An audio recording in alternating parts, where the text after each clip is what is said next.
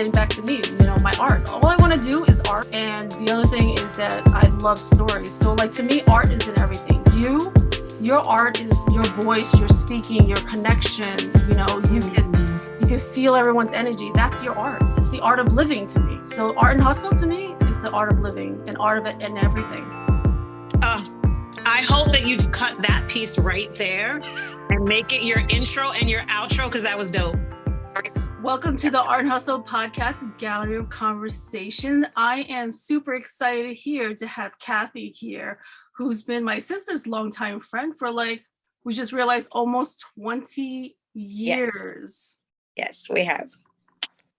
So welcome, I'm super excited. So my podcast, I've started this journey to give everybody tips and tricks of how to live a better life. So no longer is it just about art and the hustle to push it. It's about the art of living.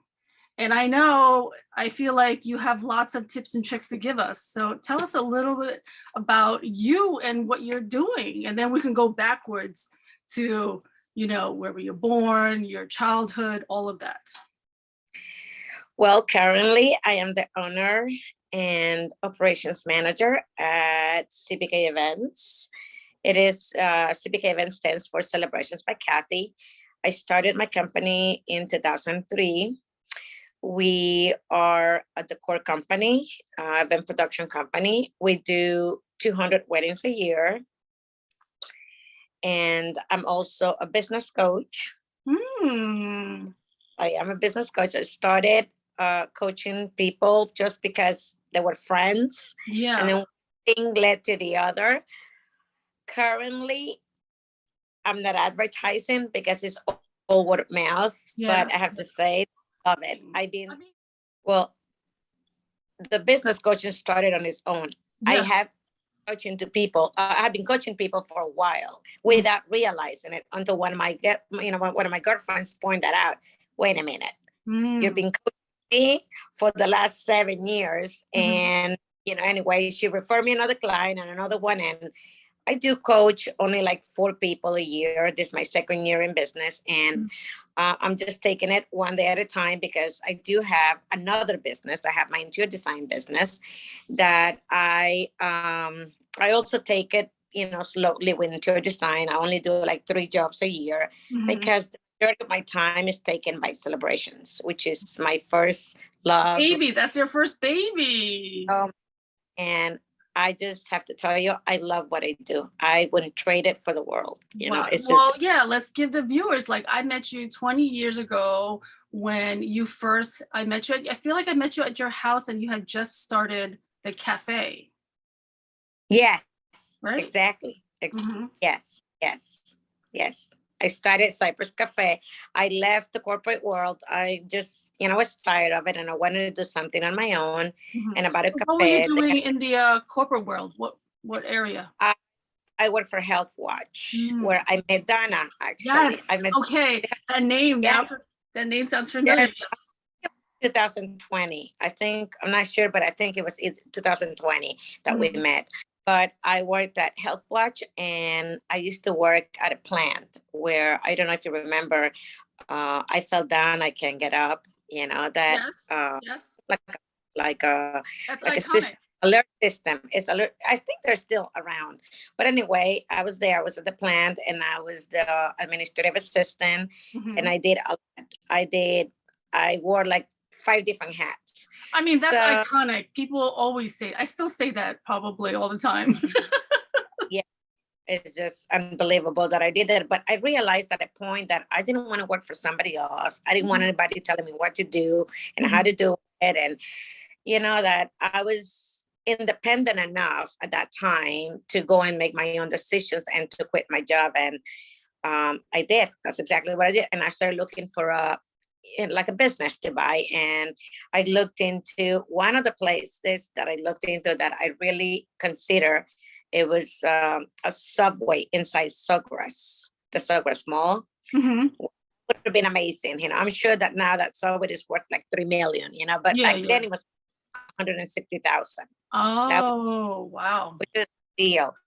My next door neighbor had a couple subways, so he had suggested it. So, but anyway, we looked at that. We looked at dollar stores, that was before Dollar Tree, so Really? I looked at different businesses and I stumbled across Cypress Cafe, which was like a breakfast lunch inside of a building. Like, we had AT&T, American Express, the Phoenix. So it was really good. But the deal was that I went in, I remodeled the place, I changed the menu, and I was happy. But I realized that what I really wanted to do was decor. So University of Phoenix hired me for their graduation. Wow. And asked me, we I were mean, doing that's a big way to start. Just like, I'm just going to start with the university. Yeah. And they asked me to do the lunch. It was the lunch. And then they asked me, can you do the decor? Can you do tables? Can you do linens? So one thing led to the other. And then that Christmas, I was hired by a few companies. I want to say like 3 or 4 companies to do the Christmas parties. Wow. And I fell.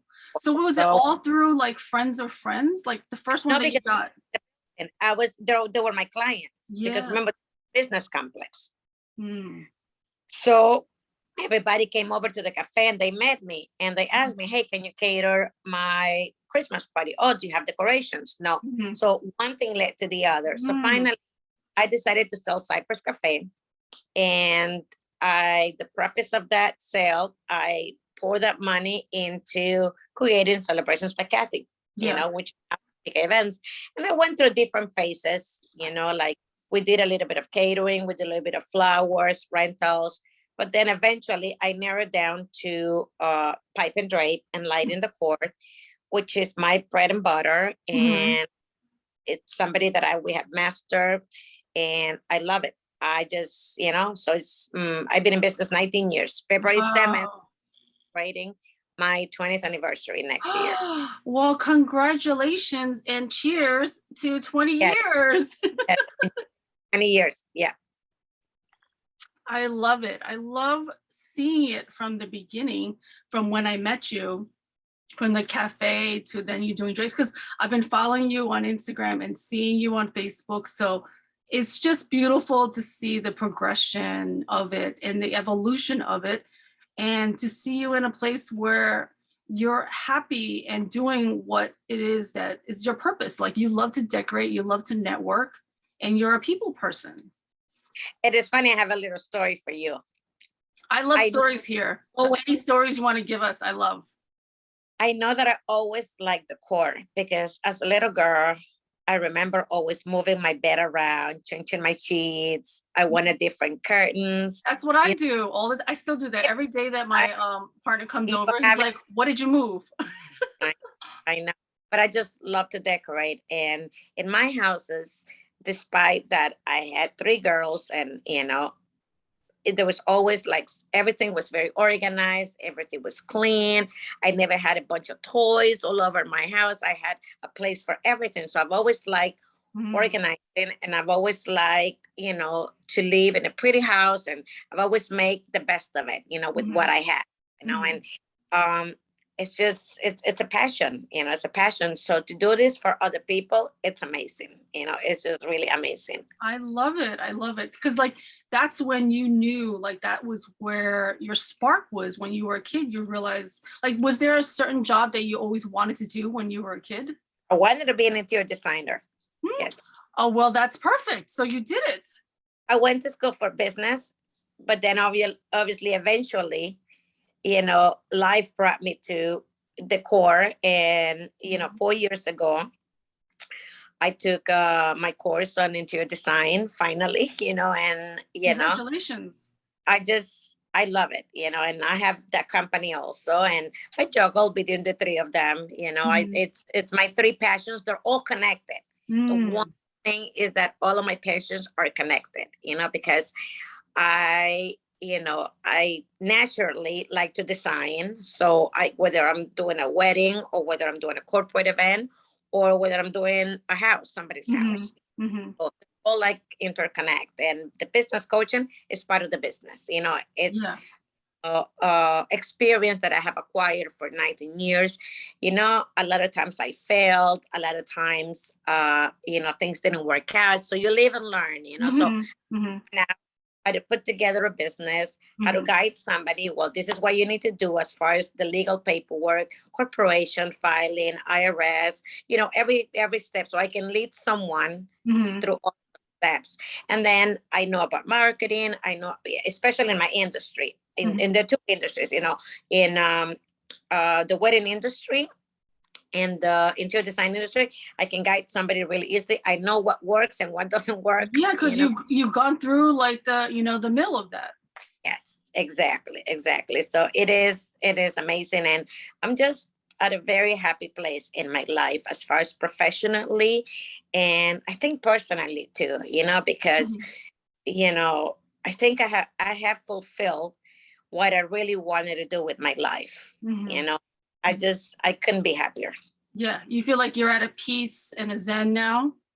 Yes, completely. Yes. That was beautiful. What kind of tips would you give someone to try to get to this zen, beautiful place that you're at now? Because I, for one, need some of those tips. Well, it's really interesting that you asked me that. I mentioned that I took this trip to Israel recently. Yes. And it was life-changing. And I wanted to do it for different reasons. But the one reason, it was unexpected. Like I thought that I needed that zen, that, healing, from many things in my life. And being there and experiencing everything was just unreal, and I felt that I got that, healing that I needed. Wow. We have all failed in our life at a point. It's like life goes up and down. Yes. And I realize now, I was just having this conversation with one of my daughters the other day, and I was telling her that the blinds have opened up my eyes. Really? So you had your aha moment?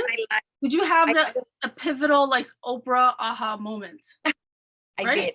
So wait, you have to describe it. Where were you in Israel, and what made it? At the Agony Rock. The Agony Rock is at the Gethsemane Gardens. There's a whole church, a beautiful church. And I was there, and I was doing a prayer, but it's almost like a lot of things in my life came to my head at that moment. The good, the bad, the amazing ones, like everything came together, and through that moment, it was like a 25-minute moment that I took to reflect, and my life clarity came to me. Wow.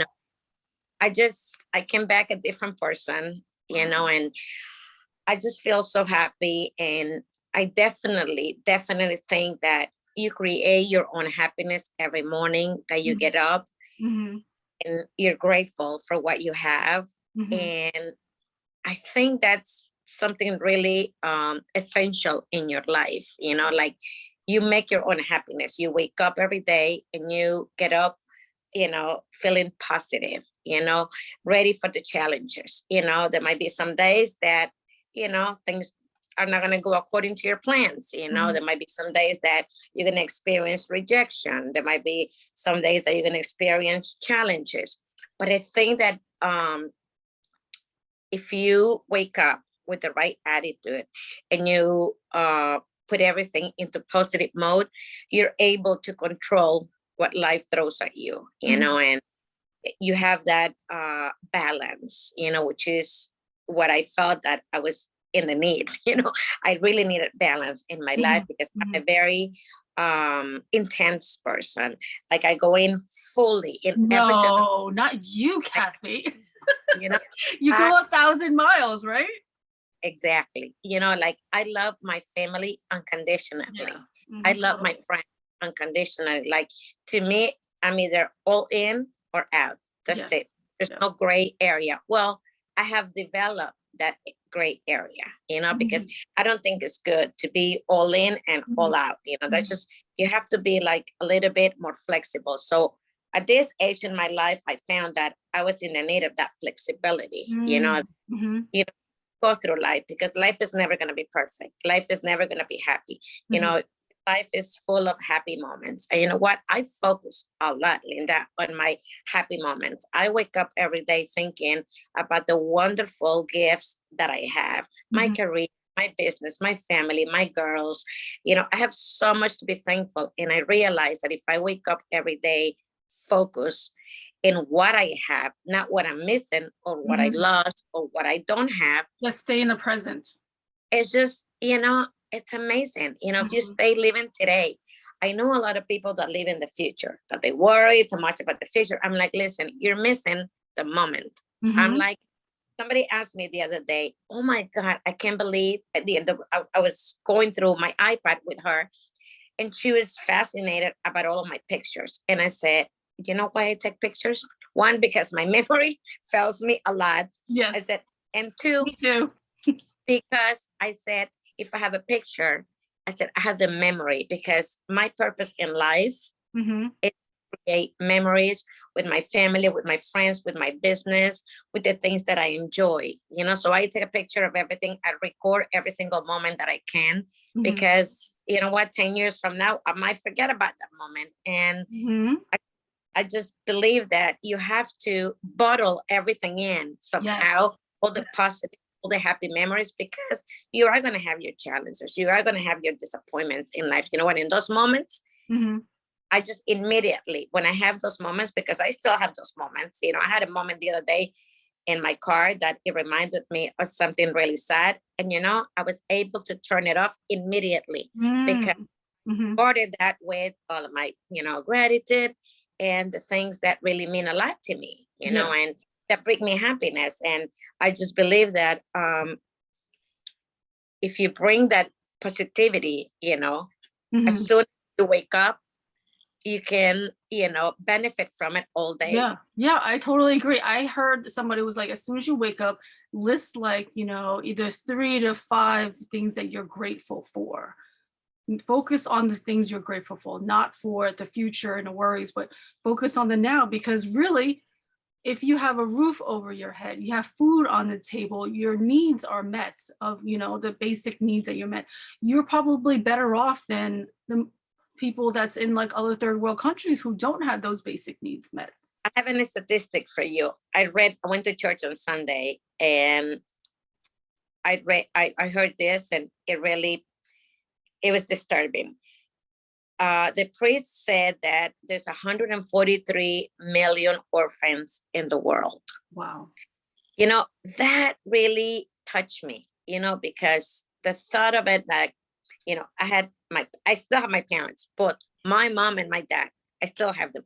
I had a wonderful stepdad who already passed, but he was with me for like 35 years, you know, of my life. And I'm like, how grateful. And my daughters have me, you know, like, it's just when you think about, you know, all of the wonderful things that you have and that you take for granted really easily, open your eyes, you know, it's just something like you have vision, you know, some people can't see, some people, you know, so yes, I agree with you. It's like, you have 2 arms, 2 legs, you can see, you have family, you have, you know, those basic things. Some people don't have those things. So like, that's one of the key things. And I love that. And let's go back, like, tell us where you were born, how your childhood was, and your nationality. Well, I was born in Honduras, in Tegucigalpa, which is the city, the main city in Honduras and the capital. And I went to a private Catholic school. And I lived there through 1982, which I was 16. So I moved to this country when I was 16. My mother came to this country. She met my stepdad. They married. So then later on, me and my brother, my sister came. I moved here when I was 16, and I did not know English. So huge. And I went to Miami Beach High School. And it was tough, you know, but within 6 months, I got it, you know, and I think I got adjusted really quickly, you know. back home in Honduras, my parents were divorced when I was really young, and I grew up with my grandmother and my father. You know, my mother had a job that she traveled for living, so we, you know, my dad had custody of us, and I had a very happy childhood. You know, I have childhood friends that I'm still friends with, and you know, we in Honduras, it was very simple. You know, we went to school, we played outdoors with our friends. You know, we were very close with our family. You know, I'm still very close with my family here, but over there it was natural. You know, Sundays, your family will come together. I was very, you know, I was a very happy child, you know, and I'm very grateful that I grew up like that. We didn't have any cell phones. We didn't have anything of what the kids now have. Yeah. But we, you know, I was happy. You know, we played outdoors, and I mean, our vacations over there were November through February. We left school like in the middle of November, and then we came back in February. And our vacation was amazing. You know, I went bicycle everywhere. You know, it was just a great childhood. You know, my father, my parents did the best that they could. And, you know, I did go to a private Catholic school, all girls. So can you imagine? Wow. Can you imagine here in Miami Beach High School? You know, it was like, oh my God, boys. Oh my yeah, it was an experience, but you know what? I made it through. I adapted, and I have nothing but gratitude that I moved to this country, because I'm not sure that I will have the life that I have if I would have stayed in Honduras, you know, and you know, the privilege of living in this country, and my daughters were born here, you know, like it's beyond my imagination. You know, I have been blessed beyond my imagination, definitely, you know, and I go back home. You know, my dad still lives there, and I have my half brother and my half sister and my niece and cousins, you know, that I still love and I'm in touch with. And it's always nice to go home, you know, so I try to go at least once a year. So was it your decision to move here, or your parents decided? Well, my mother invited us to come, and she was already living here, and she made her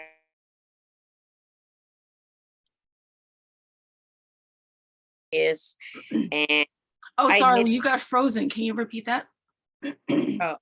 So when I moved here, my mother invited us, you know, to come to visit for Christmas. It was 1982. December, I think it was December 1982. And me and my brother, my younger brother, came, and my mother offered us, you know, if he wanted to stay, you know, and my brother said that he didn't want to. He went back, but I stayed, and my father wasn't agreeing. You know, my mother, you know, said, well, you know, you might have better opportunities over here, and for sure, you know, that was the case. You know, eventually my brother here, and my older sister also moved here. So we're all, you know, and like I'm saying, the life that we have over here, I don't think we could have in Honduras, you know. Yeah.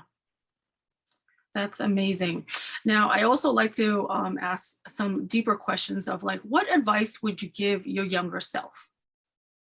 Oh my gosh. Oh my God. I think about that all the time. I'm like, if I was 25, you know, the best advice is like, take life lightly, you know, like it's just, I was very, like I'm telling you, my nature is, I'm very intense, you know, and I just, you know, I will tell myself, Cassie, just live life a little bit more relaxed.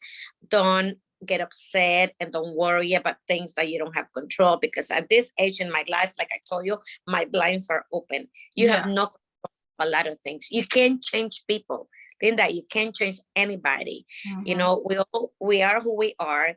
And if somebody wants to change something in their personality or modify something, they have to do it on your own. You can't change anybody. So definitely, you know, it's like live more relaxed, because you know, I just you know, I was very uptight and very serious and very all about everything, which it was good. Believe me, it was good, and it helped me being a young mother, because I was my youngest one is 32 years old. I had her at 23, so I was a very young mother, and that structure kind of helped me. But now that I look back, it was like, oh my God, like I should have been a little bit more relaxed. I should have had more faith. I should have stayed in my faith. Like I walked away, not completely, but my Christian faith, it's here with me 100% now, and I walked away for a few years that I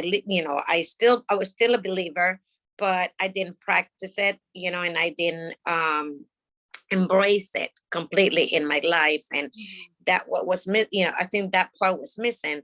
So if I have to look back, and I have to say, what would I tell myself, 20 years ago or 25 years ago, just be more relaxed and embrace your faith, put everything,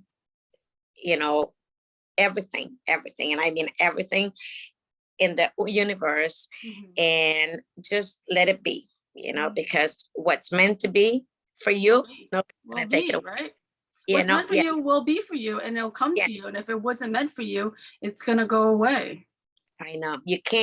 I read something the other day, and it said, stop grabbing the hand from the Lord, because he's the story. So sometimes we want to do what we want to do, and we want to open doors that are meant to be closed, and you have to follow the path, and it's like, I'm telling you, at this age in my life, I'm so relaxed, and I'm just letting things happen and be. I don't have a perfect life, but the way that I react to my life has made a huge difference, and that's what I'm lacking of, 20 years ago, even 30 years ago. My reactions to life were different, and I saw that I can control everything, and you can't. Yeah. Now, what do you think the purpose of life is? Well, I think everybody has to have a different purpose. We're all different people, and my purpose, what I think my purpose is to create a life of happiness, create memories, love my family and friends unconditionally, create a life that you're very proud of. You don't want to be on your, deathbed saying, well, I wish I would have done this. I wish I would have never done this. You want a life that you're very proud of it, and that's what I'm trying to do. I'm trying to, create the best life that I can for me, for my family, help the people in need around me. That's very important for me, my community, my family, and that's my focus. I have 3 businesses, and through my businesses, I tried also to help the families that work for me, people that work for me. And I try to help other people, with my business coaching, so try to give, you have to be kind, you have to give to receive, that's my purpose. Do you have any deal breakers in your businesses or friendships? Oh, yes, I do. Oh, yes, I do. Yes, I do. You have to be ethical. You have to be 100% committed. If you were to hire me as your business coach or as your event decorator, I'm 100% ethical, and I'm either in or out. I'm not there just to make the money, like every event means something to me. Like I try to, get involved, in what I'm doing and put my effort, put the, good vibes, because a lot of my friends, a lot of my friends are other businesses that hire me because I'm a wholesaler. So some I don't get to meet the bride, or I don't get to meet the client, but I always have the best interest of them, even though I don't know them. I'm like trying to do a good job for my friend that hired me and for clients, so to me, unethical people have no room in my life. You have 100% in. Gotta be transparent. Completely. That goes with like everything in life, from like friendships to relationships to clients, all of it, right? Yep. Do you have any hobbies that you're into these days? Well, not anything in particular, but I like to, I enjoy walking, like I love walking. I walk to the beach. I live very close to the beach, like 2 blocks. Oh, nice. With that, my walking. I do a little bit of yoga when Mhm, I wake up in the morning, mhm. 10 to 15 minutes. And I love boating on the summer, so for Mm. us it's summertime now, so June 1st is when I start boating, and I spend my summers, some Sunday, the majority of Sundays, if I'm in town, Mhm. I go out with clients, friends, and I really love it. I also have a paddle board that I haven't used that much because I bought it towards the end of last summer. So this year it's going to be used, Mhm, mhm. for paddle boarding a little more. And my number one hobby, I want to say, is traveling. Traveling. I was gonna say that. I think traveling would be your Oh number my one. God. Oh my God. Traveling is just amazing. Mhm. It's just, it opens your eyes and seeing other cultures. And again, it raises your gratitude level, because when you Yes. visit countries and Mhm. you see what they don't have that you have, oh my God, it's just, it's amazing. So traveling, yes, I have a bucket list that I'm trying to complete by the next 5 years. So, and Mm. What just is your what's your favorite place you visited, and what's your next place that you're gonna go to? well, I have to say that out of all my trips, the most significant one has been Israel. Mhm. Mhm. Of the Christianity, the geography, the history. It was amazing. And second to that will be Dubai. Dubai was Mm, amazing, mhm, mhm. and Maui. Maui. Those are my three favorite places. But I have a rule. I have a rule for traveling. So I don't like to visit a place twice, like a Mm. new place. If I have to get on a plane and go really far, Mhm, like I have to visit a different country. mhm, Unless I visit family like Atlanta, Georgia, home, Honduras. But other than that, mhm. if I'm gonna get on a plane for 10 hours or 8 hours, more than 6 hours, I gotta go to a new place. Mhm, So I gone to, what, I like Paris. Paris was amazing. I mhm, got New Year's Eve 2019, mhm. right before COVID. Oh my God, I couldn't imagine that we are going to be locked up for a long time. Well, So thank Paris, God you went to Paris before that.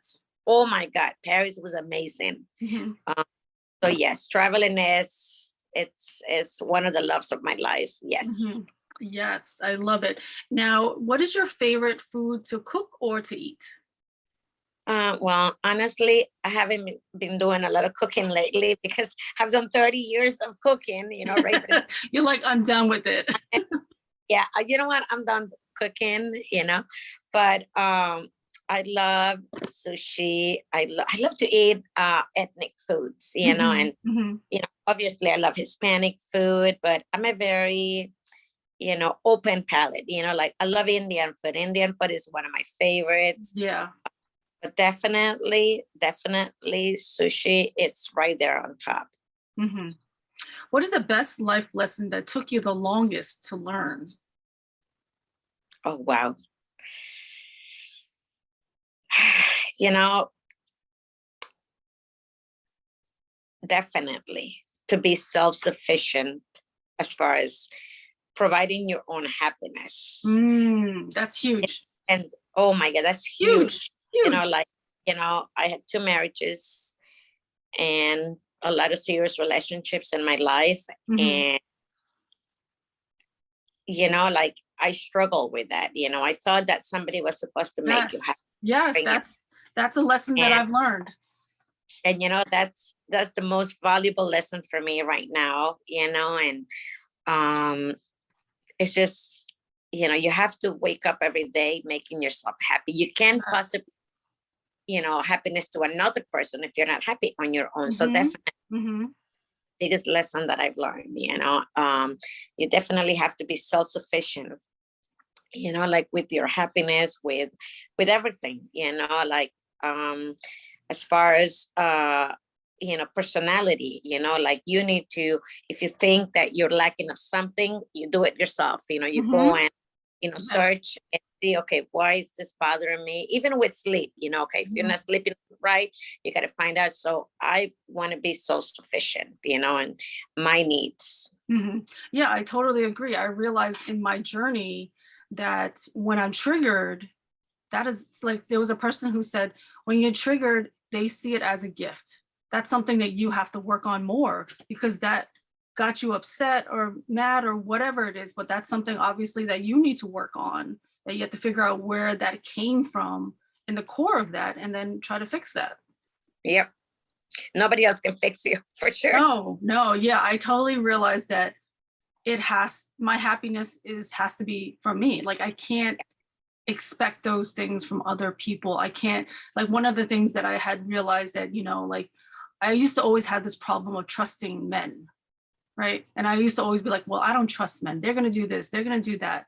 And then then my partner would always try to help me break it down of, like, the reasons why. But then one day I realized, you know what? I think I have to trust myself. Like, I have to stop pointing the finger of why I don't trust men and I don't trust you and this and that. But really, it's me. It's a lack of, like, not trusting myself to protect myself and my own safety and my own life. And I realized I have to start there. I can't keep pointing the finger at somebody else. I have to go within. I agree. Yes, definitely. Yeah. Now, if you were to open a store, what would you sell? Definitely interior design stuff. Yeah, like furniture, drapes, just decor items. Oh, Definitely. that would actually, I think I see it. I think I see a whole beautiful store of Celebrations by Kathy's store. Well, no, listen, this is the plan. We'll see. Oh, yes. That's one of the questions. What's your 5-year plan? I do have a 5-year plan. Yes, definitely. A very good one. Other than traveling and making being happy and eating. Exactly. Well, that's my number. I'm gonna have to meet you. I'm gonna have to meet you on one of your trips. You're like, Linda, I'm going here. If you want to come, here's where I'm going. Definitely. So my 5-year plan is to expand a little bit on CBK events. I want to, I have been offered to do a few weddings outside of Florida, which, it's a little challenge, but, I'm up for a challenge, so I'm exploring those opportunities and we'll see. But I want to expand a little bit more on CBK events and focus on high-end clients, whether it's corporate or weddings. I want to do less events. Right now, we're 100. I want to, 2021 we did 200. 2022, I'm hoping to do 125. And I want to do more high-end and less events. And I want to focus on building my business coaching, maybe expand to 5 or 6 clients a year rather than 3 or 4. Right now I'm at 3 or 4, And then my exit plan in 5 years, when maybe I'm done with CBK events, I don't know whether I'm going to sell it, whether I'm going to step down and I'm going to run my company. I'm not yet. We'll see, what life says, but I want to focus on interior design. That was my retirement plan, because there's no way I can be at home and doing nothing. I'm just like activity, I'm very sociable. So I see myself, doing interior design until the day I die, probably, but plan, that's the plan right now. Focus on business coaching, growing business coaching, keep going with my interior design, juggling the 3, but I think that in 5 years, I'll be ready to let go of CBK events. Doing production, it's a lot. I enjoy every moment of it, but there's a lot of challenges. Labor is a challenge right now, I'm sure like everywhere in the country, but there's a lot of challenges, and it is exhausting. It is 24/7. I have a wonderful assistant, and she picks up a lot of the work for me when I'm traveling and when I'm off, but it is 24/7. It is very thin, and you got to deliver perfection for every event, because it's a wedding. It's got to be perfect. Even if it's a corporate event, you can't read this tomorrow. They have a conference today. Everything has to be perfect. So it is very demanding. So I don't know, I just, right now I'm just moving along and trying to build the business the best way that I can and make it successful, and see what happens in 5 years. Yeah. Have you thought about possibly structuring like online classes that you can sell and you record them ahead of time, like Udemy, and then you have all the things that you've learned, and now you've created a course that you can sell, and then you can just sit back as the things keep repeating and selling? Well, I haven't, because there's already a lot of people doing that. But they're not you, Kathy. But listen, it's just, I have a lot on my plate, and I'm definitely determined to balance my life.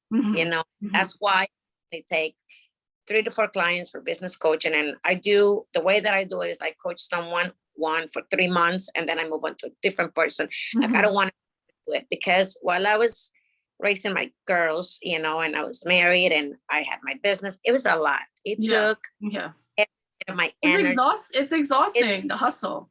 It was exhausting. I went through a period of my life that it was exhausting, but it was what it was supposed to be taking place at that time, because my girls, were in the house. They were teenagers. They were growing up, and I was growing my business. So everything was needed at that time, but I'm done with that part of my life. At this time of my life, I want to be able to enjoy all of my jobs. I want to enjoy my life. I want to enjoy my life with my family, with my friends. Like, I make time for my family. I make time for my friends. I make time for my coworkers, for people that work for me. I'm living my life with purpose every day. Like, every day I get up and I have an agenda, and I say, well, what am I going to do today? Like, who am I going to call? Do any of my relatives need me to call them? I haven't been in touch with this person lately, reach out to this person, do something that it's meaningful, like whether it's friendship, family, or business. But I'm very on purpose. I try to be on purpose, and my walks, I do my exercise. I try to, live a healthy life and balance. I can do better, and I'm trying, I'm trying to be every day. And, I'm always trying to learn something new, and how do I better myself as a person, so I can be a better relative, a better mother, a better boss, a better everything. So I think life, you have to continuously motivate yourself to be a better person and to help the world around you, so that's where I'm at right now. I love it. And that's what I'm doing with the podcast. I feel like every story will heal somebody else. Your tips and tricks will help somebody else who's watching this podcast. And as we wrap this up, do you have any favorite quotes or advice that you would give out to anybody? Favorite quotes? Oh, I got too many. But realistically, like, I live by this, it's like, life is so short, and you have to live your best life. You have to make things happen for yourself, because nobody is going to make them happen for you, so I just live by that, like, I have to live in this moment, live moment, and make the best of it. I totally agree. And I appreciate so much for taking the time today to speak with us today with your busy schedule. So great catching up with you, Kathy. And I can't wait to talk to you soon. Congratulations on your podcast. I've watched quite a few episodes, and you go, girls. Thank you so much. Okay. Bye-bye. Finally getting back to me, my art. All I want to do is art. And the other thing is that I love stories. So like, to me, art isn't everything. You Your art is your voice, your speaking, your connection. You know, you can feel everyone's energy. That's your art. It's the art of living to me. So art and hustle to me is the art of living and art of it and everything. I hope that you cut that piece right there and make it your intro and your outro, because that was dope.